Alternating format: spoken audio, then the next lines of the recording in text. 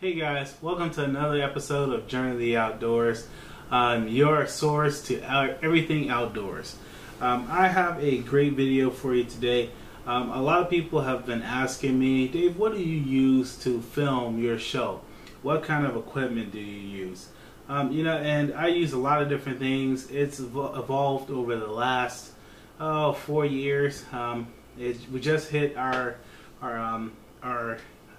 anniversary here a couple of days ago, so I really had to stop and take a look back and think how much time and effort I've put into creating this show.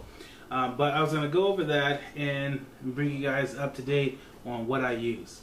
Okay, so first off, starting from my left here, I use a shoulder stabilizer, and this is for the camera. You can use it for film. I showed you guys how to make this a long time ago. Well, I showed you guys the prototype for the film not too long ago, and it was in its infancy, but nonetheless, it's evolved over time to now a great handy weekend filmer product, and it works very well. I still use it for filming small shoots and things like that. So to get steady hands-on kind of footage there, and if I want specific shots. But it works great. It's very light. It's portable. It breaks down. I like it. And you see, just like that, I can throw it into a bag or whatever I need to do. So, and if I get to the shoot, just put it together, I'm good to go, just like that. And it gives me a great sturdy shot, better than if I was doing it by hand. And I can get all the angles that I need to get, and it works out great. It's great for YouTubers and beginning filmers.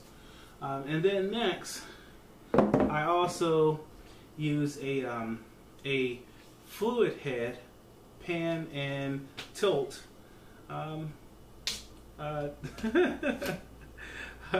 tripod. I know I had a brain fart there, but use a pan and tilt tripod. And majority of my stuff is Sony. I've kind of leaned towards that brand now here in the last year or so, and to make sure that I use all the equipment that I'm using together is Sony, so that it kind of flows and I know that it's compatible. Thereby, I have full smooth panning and tilting in my shots, and as you can see, that moves really easy with one finger. I can get those perfect shots, and also I have a link cable in the handle, so I can control all of the zoom right from the handle. Slow, extremely slow. I can take pictures from the handle. I can start my record. I can turn it on and turn the camera on and off without even touching it. Also, I like to make sure that I get perfectly smooth shots. But I like to use my wireless mics. I bought these when I first started filming a very long time ago. It's probably been close to 6 or 7 years, maybe more than that. But this wireless mic has served me a lot of good, and it's the Sony Wireless WCS999. Great microphone system, works great. It is not Bluetooth or anything like that. It is simply a wireless mic. I believe it's RF channels, so it works very well. I don't pick up too much static or anything like that.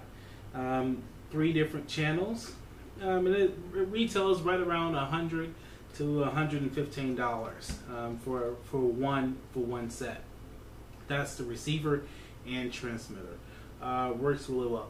Then I move on to my camera, which this is the second of my 2 cameras that I use. As you can see, the one that I'm running right now, both are 1080p. Well, this one films in 1080i and that one films in 1080p, I believe maybe 1080i. I like to use both of these in conjunctions to get several shots, so you can get different point of views and different angles from the actual scene that I may be shooting. So this one also is a Sony, and it's a HDR SR1. So it's a handy cam. It's a great. It was the starting lines of their new AVC HDs, and it's a HDD, so it has a hard drive built into the camera. So thereby, I am not buying cards, and it lasts a lot longer. I seem to think it holds a lot more space. The compatible space that I would probably buy if it was an SD card would cost me just around $100. So I have a hard drive that is in here that is not. It is not going to lose. I'm not going to gain any sound or anything like that from the movement of the camera.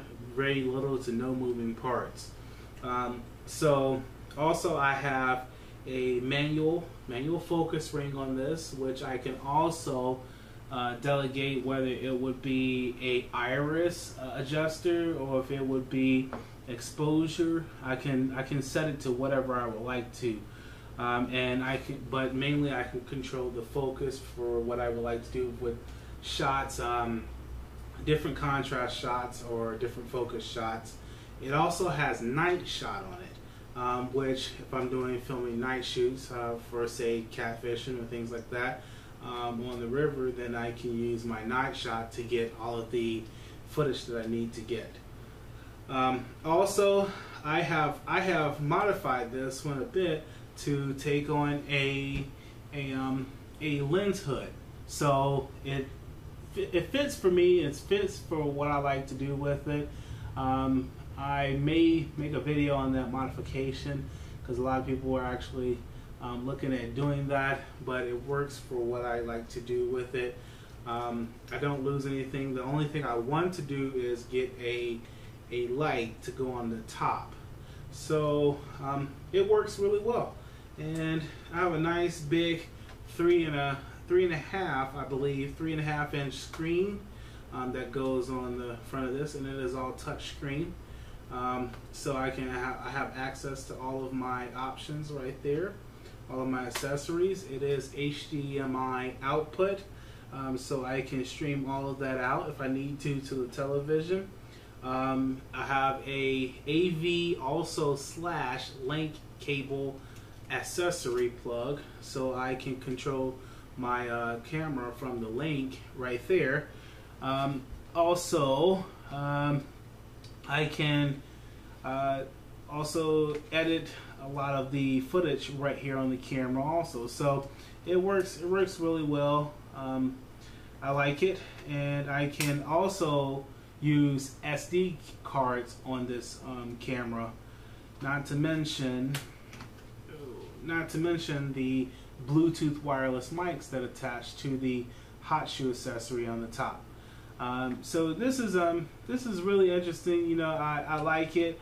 Sony has a really specific mini shoe that fits on the top of their camera, and this one I actually kind of made my own little hot shoe so I can attach my wireless mic onto the top to hold it steady on the camera, and it is removable.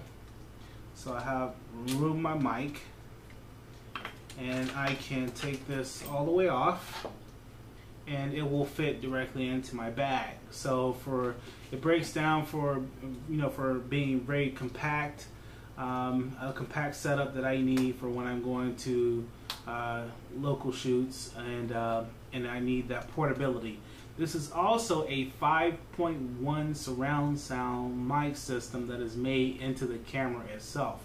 Very rarely do I use it unless I'm outdoors filming for whatever reason, and I don't want to use my wireless mic. I will use just the regular mic on the top. It is really good. It is really clear, but I generally prefer to use my wireless mic just so I know I have that nice clarity.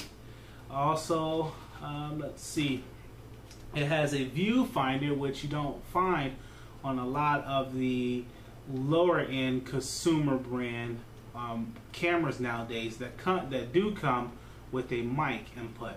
A lot of the times now, when you buy a camera that has a mic input, you're going to spend close to at least $500 to $600, and you may not get a viewfinder with it.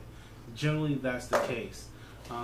So now I can get those professional shots and also save my battery in the meantime. Not to mention, with my battery, I generally keep 2 extra batteries. Aside from my main battery, I keep 2 extra batteries, so I'll have all the power I need to run all of my accessories or whatever I need to do. So that's the camera that I use. I like it. It keeps me, mobile, and it's not too big. It wasn't terribly too expensive, but within reason for what I'm doing with YouTube.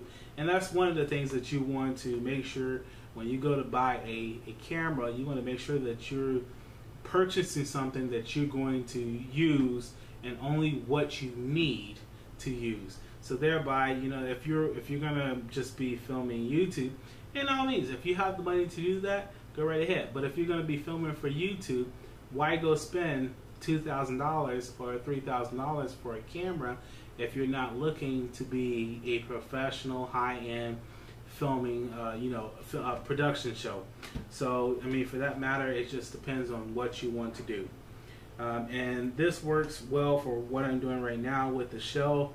If it goes forward and we move into more higher end production and sponsoring, then that will work great. If it would just upgrade and use this as a second camera. Right now it's my primary, and then I have another one which is a secondary. So I have several lens hoods, different sizes I like to use for different shots, different lighting situations. Also, I have filters that I use, like a UV filter and also a photo filter if I'm taking shots of deer or things like that, whatever it may be in the outdoors and the wildlife there. I can get those shots. To come along with those lenses, you always need to have a lens cleaning cloth. Do not use anything other than a specific lens cleaning cloth. This is like a microfiber cloth, and it will not scratch the lens. Otherwise, if you use something else like your shirt, even if you think it's soft enough and it says cotton, it will scratch your lens. Once your lens is scratched, you can forget it. Don't worry about it. I mean, if you can find somebody that may do it, I don't even think it's worth the money to try and get it polished. I like to make sure that I have a remote with my cameras. Not necessarily. It's not a written in stone thing, but it's fine if you have one. It only saves off a couple of seconds or whatever for running the camera, sitting here doing that. But otherwise, I keep that just in case for whatever reason. I also have a miniature. This is my old style miniature boom mic. Not boom mic, but shotgun mic. And it's very miniature. It's just something to get that outside sound. If you want a direct sound, if you want to kind of shut off the side angles of what you're picking up, and you want to pick up directly at what the camera's looking at, then a shotgun mic will work better. For this matter, I just got this size because it's small and very unidirectional. So it worked out best for what I was needing at that time.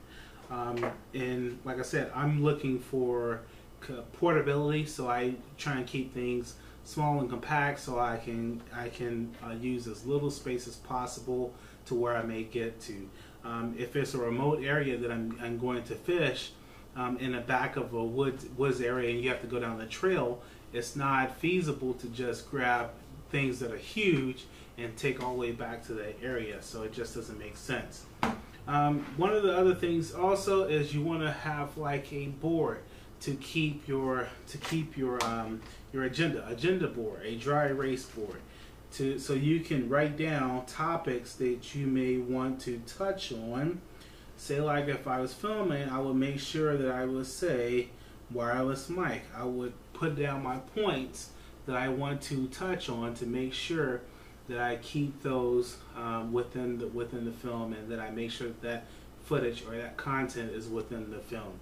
So that's just little things to make sure of, so you can give yourself words, or if you need some sort of guidelines to speak on, if you wanted something specific to say, you can use the dry erase board, and if you're done with that, go to the next scene and you can do that. So you go to the dollar store, get one of those, throw that in there, that'll be great. So here is the part of the lighting that I use. I normally use a little work light, and I'll also take a reflector, which is doubled as a windshield reflector for like a car to keep the sun out. I will use that reflector to reflect the light directly on the subject at the time, and not use the work light pointing directly towards the subject. I will point the work light towards the reflector and then reflect the light back onto the subject. That's way it's indirect. That it's more of a filling light. It works great, so it can get the shadowing on one side, and as you can see right now, you know, there's a lot of shadowing on this side. So if I turn the light on, then it will fill this side. I'm going to show you that.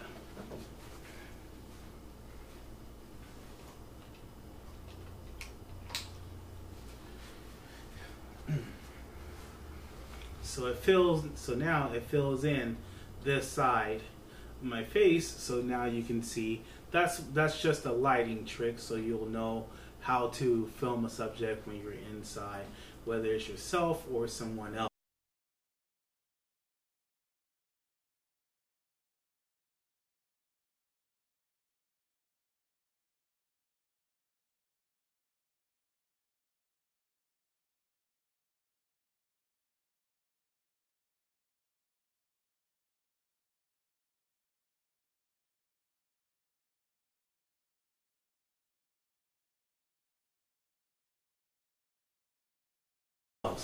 But there is more tips to come up, and this is just what I use for my filming. But you know, if there's anything else you guys are looking to see, if there's anything specific that you want to see, just email me through YouTube by private message, or send me a message on Facebook. You can check us out on Journey the Outdoors on Facebook, Journey the Outdoors on Facebook, in your search browser on there. And then also you can check us out on Twitter and Pinterest by the title of JTO Outdoors. JTO Outdoors. That's 2 O's. So you know, so there you go. If you need anything, let me know. I'll be glad to get you guys these videos. All right. Talk to you later. JTO.